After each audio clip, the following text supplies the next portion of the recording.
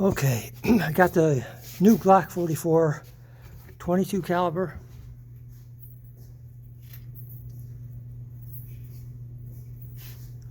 It's the same size as a Glock 19, but it shoots 22.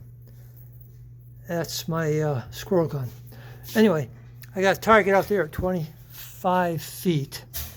So I'm going to see how this Glock shoots.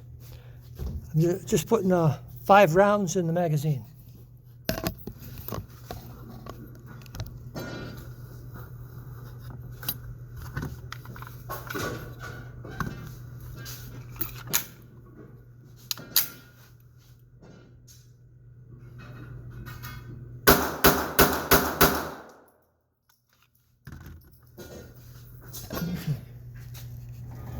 I don't know if that was on camera or not, because I can't really hold it and shoot at the same time.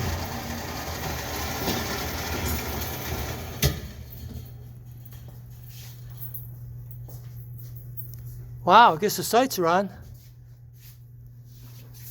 That's pretty good, eh?